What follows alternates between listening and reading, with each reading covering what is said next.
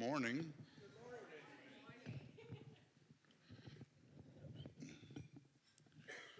I'm told I'm supposed to speak near a microphone. It is so good to have Dr. Rob Carter with us. Dr. Carter, I know I'm going to get this wrong. You were a geneticist, is that what it is? That's right, he got it, and that's what his PhD is in.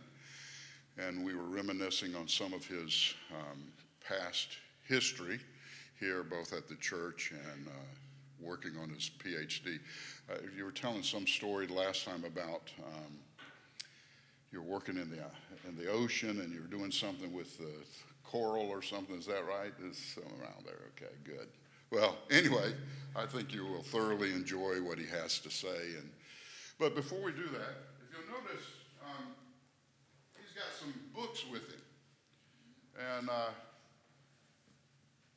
this is a great book.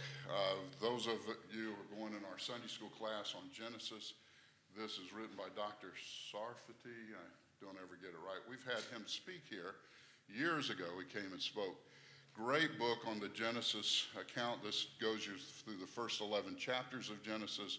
Good stuff. I've got it in my office, obviously. If you don't want to buy it or you want to borrow it, you're welcome to it. If you can understand it, you can explain it to me. What you will do is he's going to have you sign up in a few minutes, I'm sure, for the Creation magazine. You want to get this. It's great stuff, a lot of good stories in it, good information about creation. And you say, oh, how did this happen? You'll be surprised at how many answers comes in that magazine. And I just picked up a couple of books from the back table. There's Discovering the Truths About Dinosaurs. There's a book here about biblical geology. There's another one on Titans, talks about the big dinosaurs and where they are and things of that nature. And so I think you'll find that the book has the back and the back. All those books are for sale, and I just dropped them. I promise I didn't break those books. So the good stuff back there, there's some videos back there. I know I bought some videos the last time, and I've handed them out to people, and they have thoroughly enjoyed those videos. So that's back there. We're going to go back at 11:30, 11:45, whenever he's finished after the worship service. Dr. Carter will be back there, and you can buy those books back then.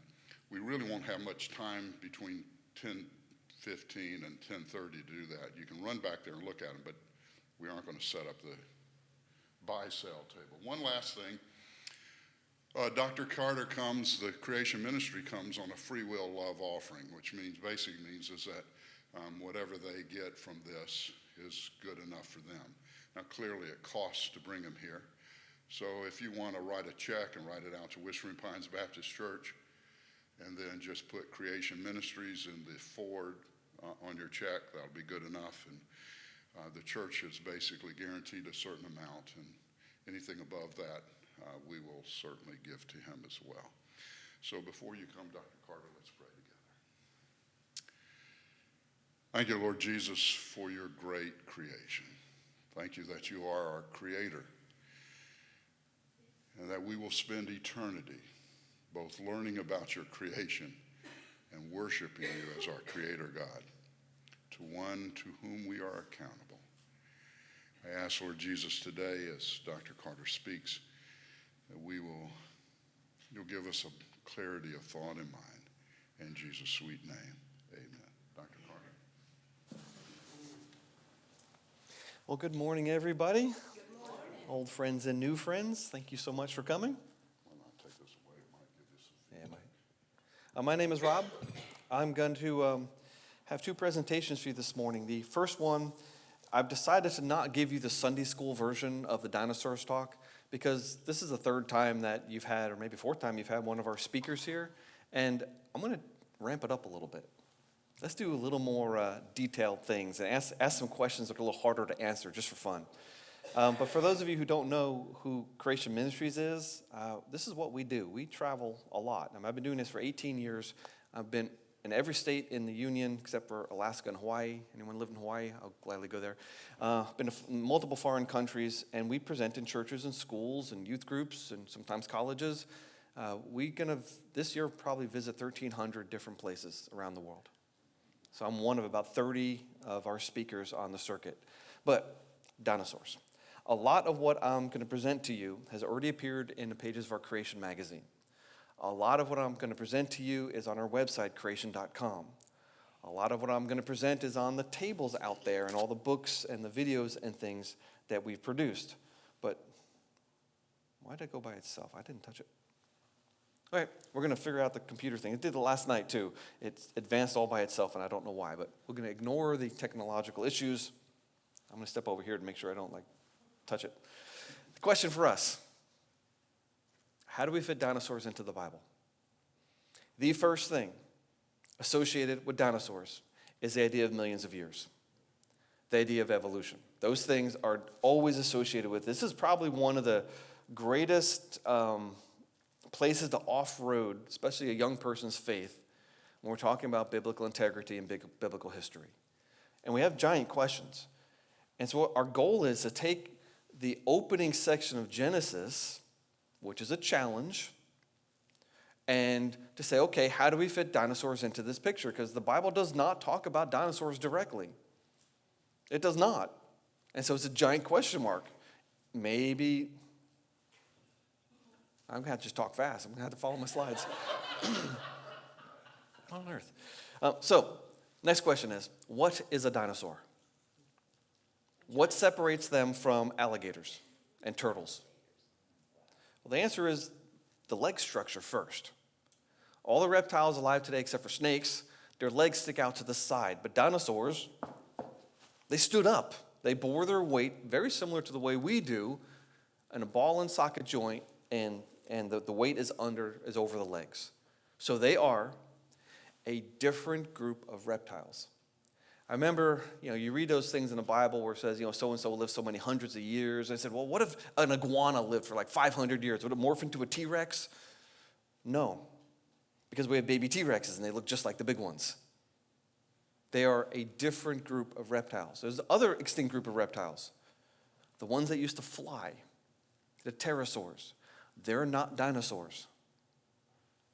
The big ones that lived in the water, the mosasaurs, the chronosaurs, the plesiosaurs, they're not dinosaurs. There's multiple extinct group of reptiles, and some who haven't gone extinct.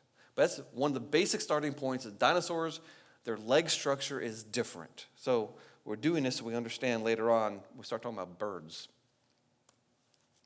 You can take all the dinosaurs in the world and divide them into two groups.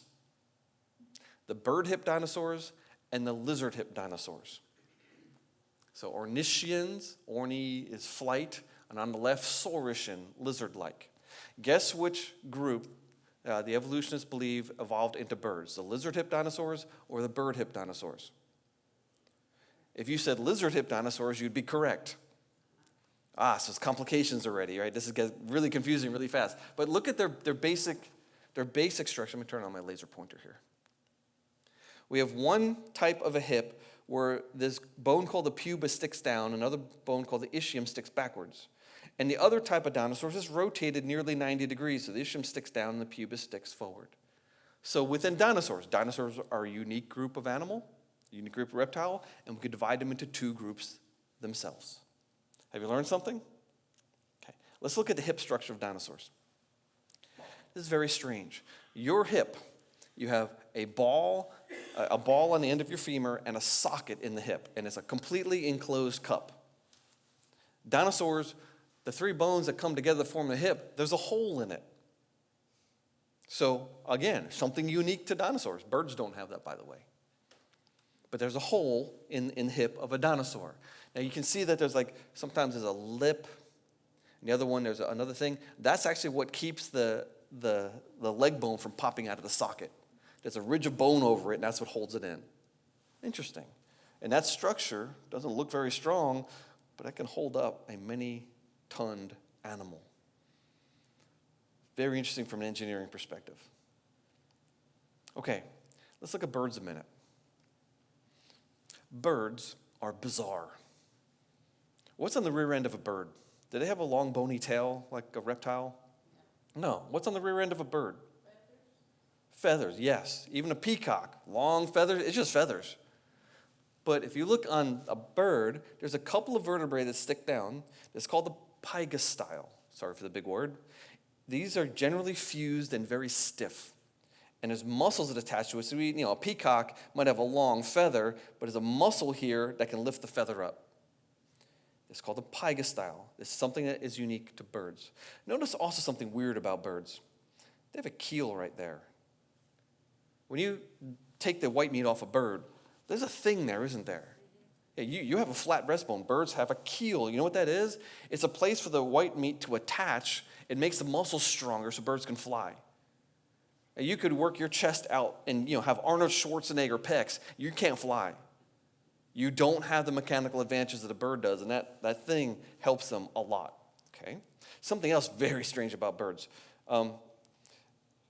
Their knees bend backwards. No, they don't. That's not the knee. That's his heel.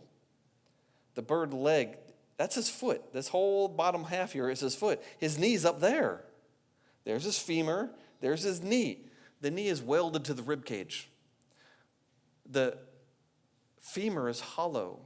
He actually breathes through his leg bone. Bizarre. And you can't separate, if you separate the knee from the rib things, his whole entire breathing system falls apart. These are strange animals.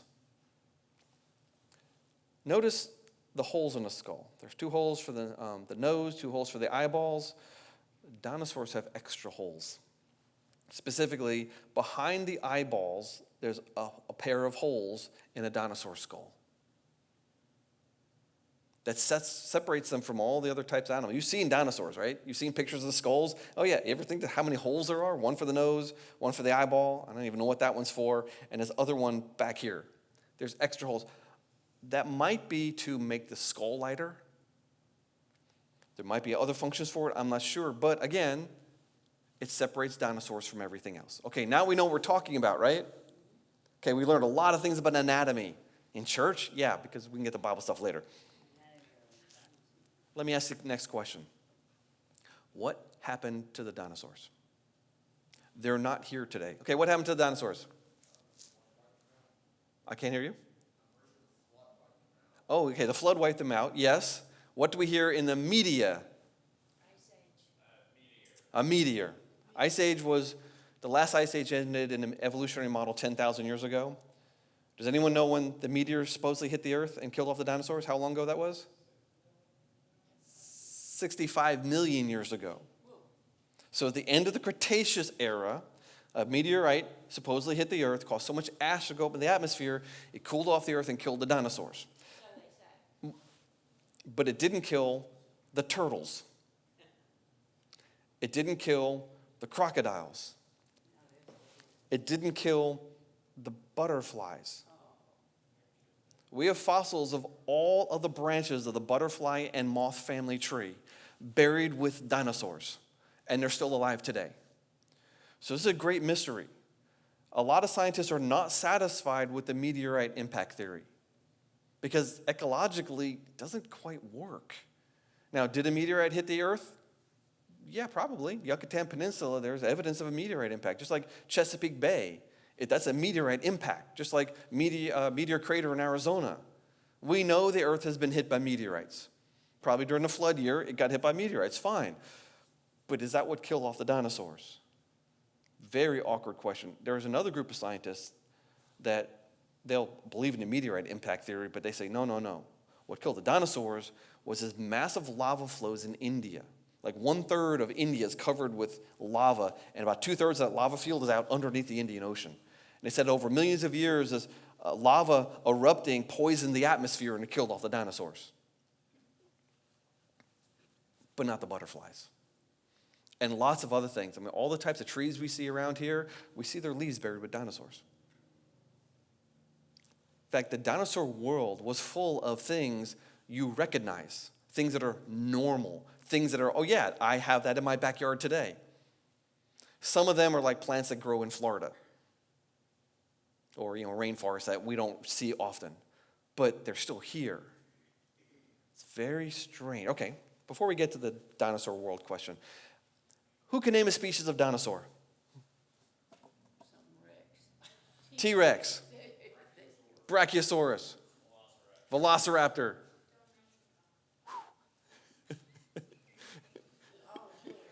Yes, that's right. We can put any 10-year-old boy up here and he'll beat everyone else together. Okay. Do you think that between us we can name 20 species of dinosaurs? How about 50? 100? 1,000? 1,000,000? How many species of dinosaurs were there? Honestly, about 600. Only. They used to have more than that, but about 1/3 of the named dinosaur species have been erased over the last 10 and 15 years. Because what we realized is they had named a smaller one, which is just a juvenile of the older one.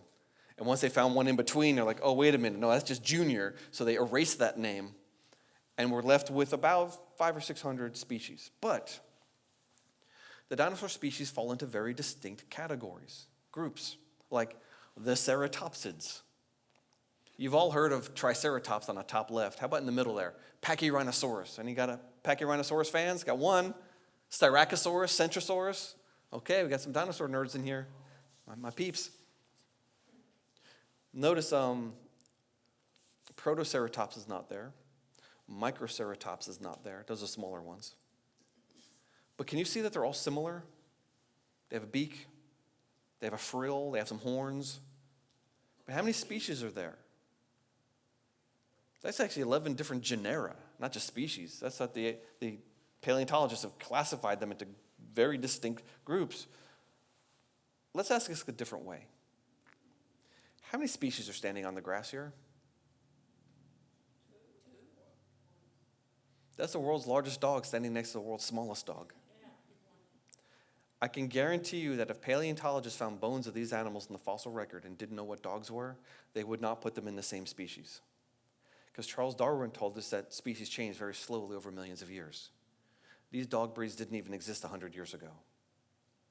And genetically, those are gray wolves. Not red wolves, not coyotes, not jackals, gray wolves. Yes, species change. It's demonstrably obvious that species change.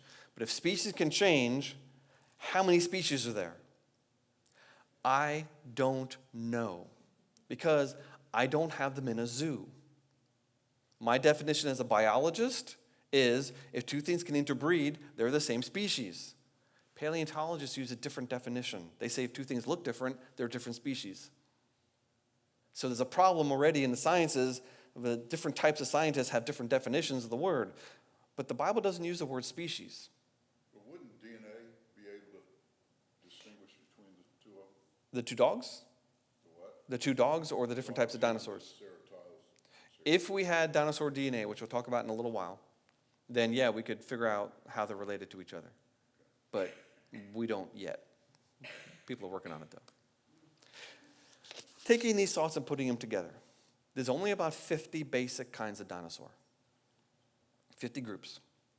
You get the ceratopsids and then the duck-billed hadrosaurs and a tank-like ankylosaurs. You get the stegosaurs, the plates in the back. You get the long sauropods. And then the challenge, the theropods. Most all dinosaurs were clearly plant eaters. Most of them. The theropods are the great exception. These are the predators, the meat eaters, the fierce predator stalking the Mesozoic plains, gobbling up all they can see. You know, the ones with the puny little front legs. Yeah, those are the theropods. But let's look at T-Rex. He's got 6-inch long teeth. How would he have originally been described? Is an herbivore, a carnivore, a scavenger, or omnivore? Who says carnivore? Who says herbivore? Okay, who's not going to answer my question? Yeah, no, this is a trick question. It is assuming something here. Originally described by who? The evolutionary paleontologists that discovered him? Or Scripture? Oh, let's turn to the Bible for a moment. Let's look at Genesis chapter 1, verse 29 and 30. God's talking to Adam, and he says, "See, I have given you every herb that yields seed, which is on the face of all the earth, and every tree whose fruit yields seed, to you it shall be for food. Also to every beast of the earth, to every bird of the air, and to everything that creeps on the earth in which there is life, I have given every green herb for food." And it was so. All right, Christian, let me ask you a question. Does the Bible claim that God created all animals to eat plants? Yes or no? Yes. Do some animals eat meat today? Yes or no? Yes. Is that a problem? And we can answer it, but there is a problem that needs to be answered, right? And not everyone knows the answer, so let's ask the question. If dinosaurs were created to eat plants, why did some eat meat? Well, for that, I'm going to turn to something that I'm going to spend a lot more time in the next hour, something called the curse. Adam rebelled against God. And when that happened, God cursed the world with sin, with suffering and death. So in Genesis chapter 3, verse 17, God tells Adam, "Cursed is the ground because of you, and pain you shall eat of it all the days of your life." But if this is the origin of suffering, hunger is part of suffering. If you look at what your ancestors ate, gross. They ate anything that moved. If it wiggled, it was food. If it grew, it was food. Oh, killed thog. Okay, don't eat that one anymore. But we ate the most disgusting things because we're hungry. In the early 1900s, a dominant tree in eastern woodlands was the American chestnut. None of you have ever seen an American chestnut. Up in the mountains or in a zoo? Okay, they are sprouting up, usually from old rootstock. And they get to about 10 years old and the fungus kills them again. And there's a couple stands out there, and someday someone's going to breed one that's resistant to this new fungus that wiped out things. There was reports in the early 1900s of chipmunks eating dead animals. Chipmunks? Yeah, because their food source was gone and they were hungry and had these sharp little nibbly teeth. And you know what? Well, you can eat a hickory or a whatever kind of nut tree out there. You can also gnaw on dead flesh. They weren't designed to do that. They weren't created to do that, but they got hungry. Now let's apply that thought to dinosaurs, and let's be very careful, because science is fickle. Science will rip the rug right out from underneath you when you're not paying attention, because it changes a lot and often. And something huge changed several years ago. We wrote an article, Vegetarian Theropod Dinosaurs. Okay, what's a theropod again? It's a T-Rex. It's the little front legs and the meat eaters, the predators, eyes pointing to the front and the big claws and the big teeth. But paleontology has gotten more sophisticated over the years. Back in the day, they'd find a leg bone, they'd chisel out of the rock, and all the other bones, they set it up in the museum. Well, there's paleontologists going back to some of those original sites that were dug in the 1800s, and they're looking at all the rubble, and they're saying they destroyed everything. Because in the quest to find the dinosaurs, they dug right through the little dinosaurs. They dug right through the mammals. They ignored the plants. And now there's broken pieces of rock. They're trying to reassemble what would have been a priceless specimen. So now they're much more careful. They find a leg bone in the rock or some bones. Oh, wait a minute. They back up and they try to get a picture of the whole thing first, because very often when you find a dinosaur buried, you can see the outline of his body stained in the rocks. It means he was buried whole, and he rotted after he was buried. It's interesting. And once you realize that, it's like, okay, well, that's where his heart is. Yeah, I can see his heart. There's his liver. There's his stomach. And as they started sampling the rock that contained the stomach contents of dinosaurs, they found out that most of the theropods' stomachs are packed with plant materials, despite the sharp, pointy teeth. Just like several years ago, and it was shocking, they learned the bonnethead sharks, 1/3 of their diet is seagrasses. Sharks? Yes, they eat a massive amount of plant material. That was very strange. But let me ask you the question about my parallel idea here, bears. When a bear can't get into a garbage can, what does it eat? A black bear. What is their diet composed of? 99% of a black bear's diet is plants. What does a polar bear eat? 99% of a polar bear's diet is meat. They have the same teeth. They have the same claws. Those teeth, a black bear can take a blueberry branch, put it in his mouth, go, pull off the blueberries, and leave the leaves on the stem. Those teeth are genius. Those claws that are for digging up roots and digging a den to hibernate in, Well, the polar bear uses the same claws to hold down seals and the same teeth to rip up tough seal flesh. It's as if God didn't create bears to eat meat. In fact, the largest bear they've ever found is a cave bear in Europe. And when they looked at the bones, they used isotopic examination of the bones, they're like, this thing ate plants, not meat. You've heard of the word adaptation, right? I think that white coat color of a polar bear is a great adaptation because it allows them to sneak up on things on ice. Have you ever heard of the word exaptation? So adaptation is when you take something and change it for a different function. Exaptation is when you take something and use it for a completely different function. Or let's say it this way. Example. Have you ever had to hang up a picture on a wall? Remember, you poke a hole in the wall and you put that little plastic thing in there and you turn a little screw in there and you hang up your picture? And so you go to your workshop and you get that little box of things that have all little leftover plasticky things and little screws, and you go to where you can hang up your picture and you realize you forgot your hammer. You know you have to poke a hole in the wall. So what do? Take off your shoe. You take off your shoe, okay, that's one way. Or you take your screwdriver, you turn it around, you hold the little screw and you go pop, pop, pop, pop, pop. And you use a screwdriver as a hammer. Anyone ever do that? Oh, yeah. That's exaptation. That's using a tool for something it wasn't designed for. And I believe that is the primary way we can explain almost all of the things in the animal world, even the plant world also, things that look like they're designed to harm, hurt, eat, poison, had an original function that was different. And I believe that explains the dinosaurs, why some dinosaurs, not all, but some were eating meat. But we do know definitely some dinosaurs are eating meat. We find crunched up bones in their stomach. We find baby dinosaurs in their stomach. We find mammals in their stomach, birds in their stomach. Dinosaurs are eating all sorts of things. This is 2 backbones, 2 vertebrae of a duck-billed dinosaur. And there's a Tyrannosaurus rex tooth embedded in between them. And the crazy thing is, they healed up around the tooth. So not only did that hadrosaur survive a T-Rex attack, it would have walked around the rest of his life in a tremendous amount of pain because it had a tooth in his spine. I know that's horrible, but it's cool at the same time. The fossil record is amazing, but we can explain the supposed bad things in the fossil record by appealing to the curse of sin and exaptation. And that, honestly, that explains most all of the objections. Oh, but wait a minute. Hold it. You're a Christian? You believe the Bible? You believe Noah's flood happened? And we're talking about dinosaurs. Is there evidence that dinosaurs died in a giant flood? Actually, tons. Do you remember the first Jurassic Park movie? Was that 1988? Was that? I mean, that was a huge milestone. The animations were like explode your brain, dinosaur chasing the Jeep.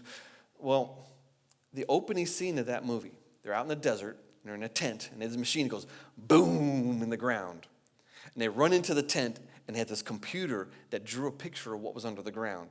And it was so fast, it drew a picture like this. Remember how fast computers were in 1988? And it's a picture of the velociraptor in that pose. It's such a common pose. They just put that pose in there because when you find an intact dinosaur, almost always, they're like this. Which is weird because when animals die, they don't do that. But when animals drown, they do. Oh, this is why dinosaurs are buried with fish and clams. All these land animals are buried in watery matrices. That's very strange unless there was a Noah's flood. Because the land animals wouldn't do that. And we have it all over the world. In fact, it's so common, they just do that without even thinking. But it wasn't until several years ago someone realized if you take a chicken and it drowns, they arch backwards. It's partly because there's always a muscle that runs down the neck and runs down the tail. It's very elasticy, rubbery sort of a muscle that holds the head and tail up. Not tail on a chicken, head on a chicken. Long-necked animals, long-tailed animals have it also down the tail. And then as the thing is gasping for breath and the central nervous system is short-circuiting, they arch backwards because they were drowned. Now, hold it now, though. You telling me that Noah has to take dinosaurs on board the ark? Doesn't Noah have a problem? Well, no, we can answer this several ways. First of all, Within each of those 50 groups of dinosaurs, there are big species and little species. This is Compsognathus, he's the size of a chicken. The average dinosaur species, average, fully grown, is maybe as big as a pony. Okay, so he could take in full-grown ones. On average, they're not really that big. Or he could have taken hatchlings. I don't think he took eggs on board the ark because you can't tell what it is, but a dinosaur egg is, almost all of them are smaller than ostrich eggs. Something I have a hard time living inside this room, fitting in this room, came out of something smaller than an ostrich egg. So he could take in hatchlings. He could have taken juveniles. He doesn't have to take great-great-granddaddy Apatosaurus, who's 100 feet long, not quite, and massively tall and near the end of his life. He could take in junior. Okay? But if Noah took dinosaurs on the ark, how many would he have had to take? Two of each kind, not two of each species, two of each kind. How many kinds? About 50. What's 2 times 50? 100. Whoop-de-doo. That's not that big a deal. Even if he had to take the big ones, however, there's still plenty of room for 2 of each kind, plus all the food, plus all the water that they need for an entire year, plus all of the other animals. It all depends on where we draw the line. Species, no, we're not talking about species. We're not talking about beetles and earthworms. Those are not on the ark. It's the air-breathing vertebrate animals, the birds, the mammals, and the reptiles. That's what has to go on the ark, not even the water mammals like whales or things like that. It's only the things that live on land that breathe air. They have to go on the ark. There's only 2 of each kind. And if we draw that level at the level of the family, so all the cats in the world are in one family. All the dogs in the world are one family. Dogs, wolves, coyotes, jackals. By the way, they can all interbreed. It's really kind of one species, depending on how you define it. But you only need about 600 pairs of animals. Oh. Now, if you want to get real conservative, go down to the genera level, then you need about 11,000 to 12,000 pairs of animals, maybe 15,000 pairs. That can still fit. It's just now a logistical problem because you have to feed them and water them. But they don't have to be happy. They just have to live. And animals can live in filth for a long time. Now, I don't want to be on this ark when the fleas break out and the flies break out. But it's a manageable problem in multiple different ways. Hey, have you ever seen a picture like this? I remember growing up with stuff like this. This is an old picture. And it was so obvious that there was an age of dinosaurs. But my son, when he was about 8, he said something kind of strange. I said, Ethan, when did that happen? He goes, oh, Dad, back in the age of dinosaurs. It's like, oh, crush. We have this thing in our minds, and it's stuck in there, rattling around. But notice this picture. There's no grass.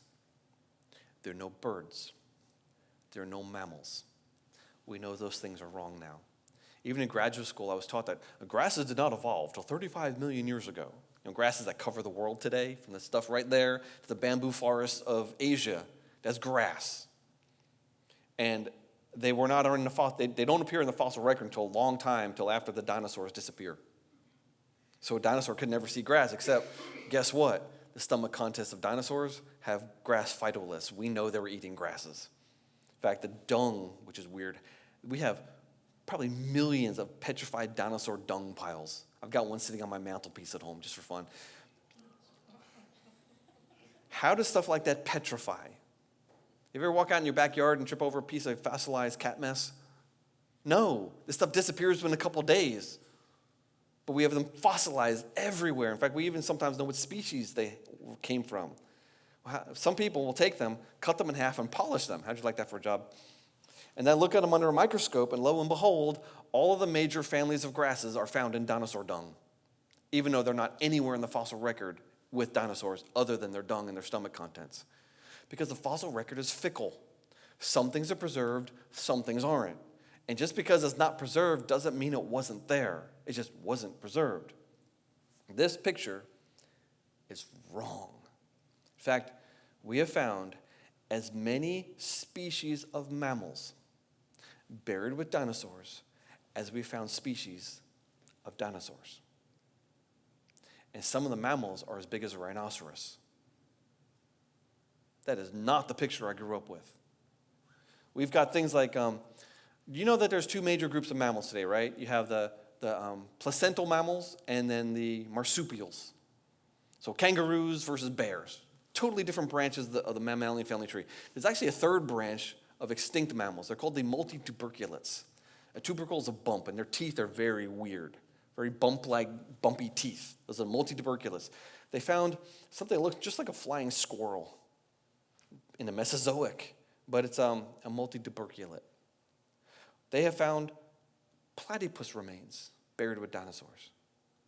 Now, see that groove right there in the jawbone? That's for the giant nerve that runs to the bill of the platypus. They have found badger-like creatures. This one's got a baby Psittacosaurus in his stomach. He had a dinosaur for breakfast. We have found beaver-like creatures with hair preserved in the rocks. Hedgehog-like creatures. This one is the size and shape of a hedgehog, but it's even better than that. The hairs are preserved also, and hedgehogs are not porcupines. Hedgehogs have unique hairs. No other animal on earth has hairs like a hedgehog, and the hairs are in the rock. Wait a minute. Look at the dates. M.A., that's Latin. Mega annum. Millions of years. 125 millions of years ago? Hedgehogs live with dinosaurs. In fact, the hedgehogs predated the dinosaurs. Beaver-like things predate dinosaurs. Badger-like things. Platypuses. There's a lot of mammals in the fossil record.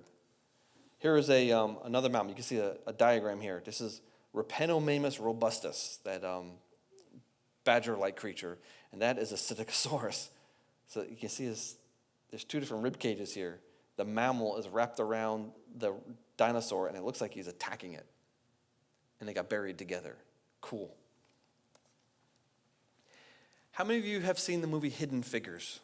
Kevin Costner and the African-American ladies doing all the calculation to get the man to the moon.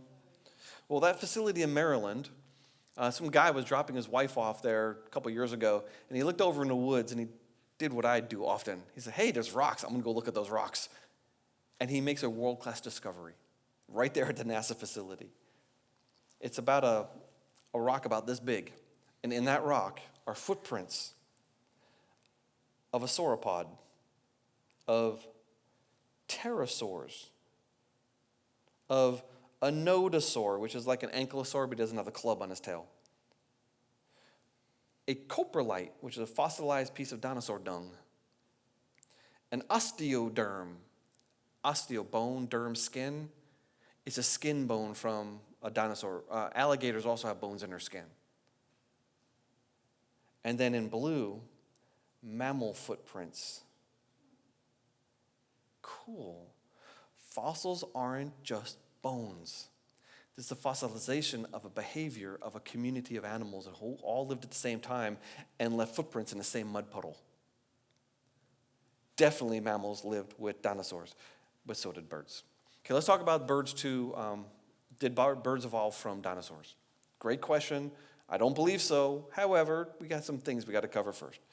Looking at all the modern birds in the world, birds have a keel, and yeah, there's some birds who have claws in their wings, but not many. But the Hoatzin of South America, it's called the stink bird, because they like a cow, they ruminate in their esophagus. And they don't have multiple stomachs. They actually digest in their esophagus, and they tend to belch a lot of stinky things. It's called the stink bird. But the Hoatzin has a flat breastbone, unlike every other modern bird, and fully functional wing claws. You realize that wing of a bird is fingers, and there's claws sometimes. And well, the Hoatzin has wing claws. And genetically, they're unlike all the other birds alive today. So all the birds have this big cluster of branches in the bird family tree, and there's Hoatzin. So being that it has some characteristics of things like, I don't know, Archaeopteryx, I wonder if that's an Archaeopteryx or something like it. Now, what it doesn't have that a lot of ancient birds have, it doesn't have teeth. But bird teeth in the fossil record are not like reptile teeth. Reptile teeth are conical. The bird, they're like this. The bird teeth are like that. It looks more like a dolphin tooth, strangely. Birds have jaws. They have a bill or a beak, right? What's a beak? It's like a finger. It's keratin that sticks out the front of the face, but there's still a jaw there. And it looks like birds, because they mature so fast, that they don't give it time for the teeth to start developing. And the older birds, it looks like they've matured more slowly, so teeth developed. Oh, that's weird. But there's something else weird about a bird. They can do this. You can't. You can't raise your upper jaw. I see you're trying. A bird palate can slide. And because it can slide, they can raise their upper jaw. Reptiles can't do that. It's another unique thing about birds. Now let's go dig in the fossil record here. Anchiornis huxleyi. Again, a very old date. And this is 100 million years before dinosaurs supposedly went extinct. This is a very bird-like creature. Notice there's a pygostyle. There's long tail feathers, not a long bony tail. Wings. By the way, this is the left and right of the same fossil. They split the rock in half, and that's the left and right side. There's wings. There's a beak. There's a wishbone. This is as bird-like as you can get, except it's got teeth and wing claws. Okay, fine. Here's another one. This is named after Dr. Mary Schweitzer, who's a famous paleontologist. We'll talk about more of her work later. She's here in North Carolina at Chapel Hill, I think. But this is the only bird ever found with an egg inside it in the fossil record. And the weirdest thing about this egg, it's got multiple layers of eggshell. What? If you don't let a bird roost and you keep chasing it or not letting it, rest, every day or so, or I don't know how often it is, but let's say every day, it'll lay down another layer of eggshell on the egg. You can get double-shelled eggs, triple-shelled eggs, or 6 in this case. Just like in the Noah account, when you let the bird out, and the Bible says it found no place to rest. Well, this is a bird that's caught up in Noah's flood. It lasted a couple of days before it finally got overwhelmed and buried and petrified, and we can see the evidence of that right now. That's cool. Another amazing bird fossil. Can you see the little chicken legs? Can you see the wing bones? It's got a beak. I know you can't see it, but right here is its lungs, and lungs for birds are bizarre. Birds don't breathe like you and me. They don't breathe like reptiles. A reptile breathes very much like us. They have a diaphragm that pulls down and pulls air through the lungs, and the diaphragm goes up and pushes the air out of the lungs. Their lungs are different than ours, but they have the basic idea. Birds, they might breathe in and out the nose, but when they breathe in, the air goes behind the lungs all the way down to the bottom to a set of air sacs, including its upper leg bones. And then when they breathe out, it's a 4-part breathing system. When they breathe in the first time, it goes down to the bottom. When they breathe out, the air moves into the lungs. When they breathe in, the air moves to the upper air sacs. When they breathe out, the air goes out the nostrils. 1, 2, 3, 4. 1, 2, 3, 4. That's weird. They also have a giant hole in the bottom of their lungs. The air flows through one way all the way through the lung, which is genius. See, when we breathe, the air only goes down about halfway.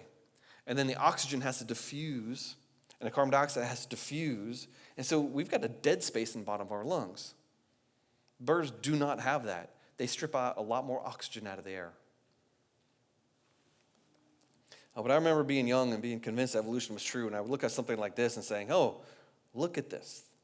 The age of dinosaurs, the whole Mesozoic era, the Triassic, Jurassic, Cretaceous, and all the family tree of dinosaurs goes all the way back to a single common ancestor. Isn't that proof of evolution? Well, I thought it was. Well, I actually got this from another CMI speaker. He said, hey, Rob, look what happens when you cover up all the dotted lines. All the places where there's no evidence. There's actually no evidence of evolution of dinosaurs. The groups appear and disappear, and they remain intact as a group throughout the entire fossil record until they go extinct. Oh, man, that's really, really cool.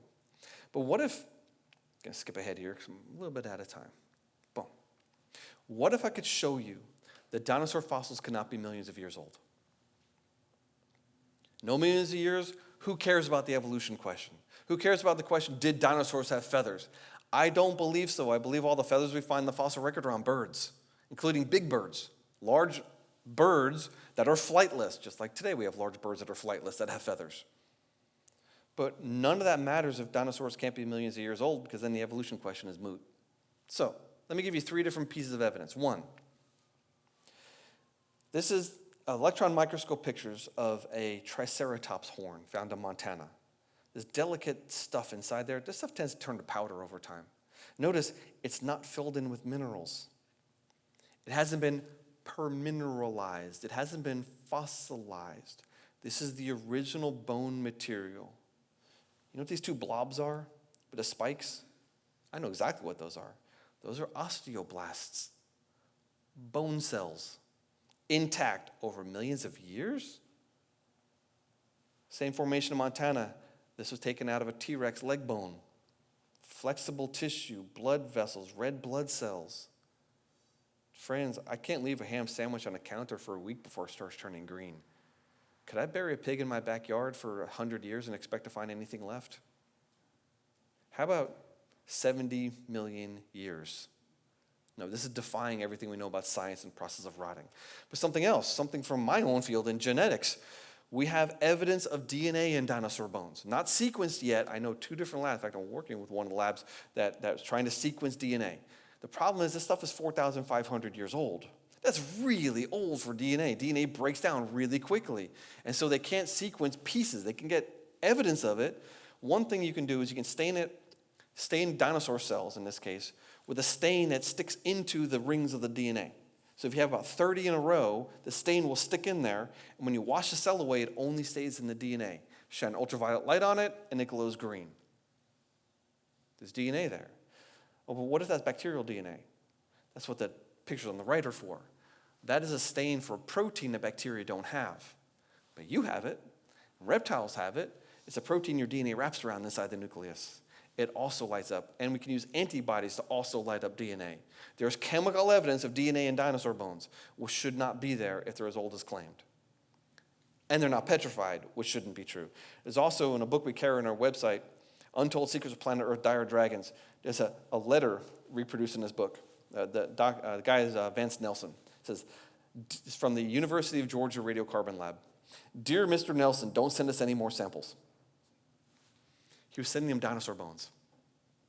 And they're coming back with carbon dates, which is impossible if they're millions of years old, because carbon-14 does not last for millions of years. In fact, multiple radiocarbon dating labs around the world, in fact, some of which are friendly to us, have dated dinosaur bones, and they all come up with about the same date, which can't be true. There should be 0 if they're as old as claimed. So, fresh tissue, DNA, carbon-14. 3 areas of science are telling us that dinosaur bones cannot be as old as claimed. Therefore, the evolution question is moot. And the age of the earth is not as old as people think. There'll be more in the second hour. Please take a look at our Creation magazine. Check out this book, Titans of the Land, Sea, and Air. This is a fantastic book. I know the authors here, they worked really hard, and there's just really awesome, great information in here. This is like a dinosaur nerd book. We've got things like Biblical Geology 101. I was really privileged to write this with my friend Mike Ord. This is a 10,000-foot view of geology for people who really don't like geology. Praising God the whole way through. Kids' books like Exploring Dinosaurs with Mr. Hibb. Mr. Hibb's a little cricket. He's going around looking at rocks and fossils and minerals and getting good answers. We've got a pack of dinosaur books. There's a book we have on our website, The Deep Time Deception. I was actually the editor of that book. I learned so much. Where does the millions of years idea come from? What was the evidence that started the whole thing? And has the evidence held up over time? Or how Noah's flood shaped our earth. We got some packs of books out there. I'm trying to get, here we go. I'm going to leave you with 1 Peter 3:15. In your hearts, honor Christ the Lord as holy, always being prepared to make a defense to anyone who asks you for the reason for the hope that's in you. You do it with gentleness and respect. You know what? It's easier to be gentle and respectful when you know the truth's on your side. And when you're not being defensive. Because once you learn some of the basics, you know more than most anybody else. Most people don't know much at all. It doesn't take much Bible or science knowledge to know more about dinosaurs than the average person on the street. And you can't convince somebody, but you can give them a little zinger. Oh, blah, blah, blah, blah, blah, blah, blah, blah, blah. And they might say, what on earth? I've never heard anyone say that. And I know that happened to me when I was 19 years old. Some lady had a crush on her daughter. I'm over their house, And she's like, who did my daughter just bring home? This guy's not even a Christian.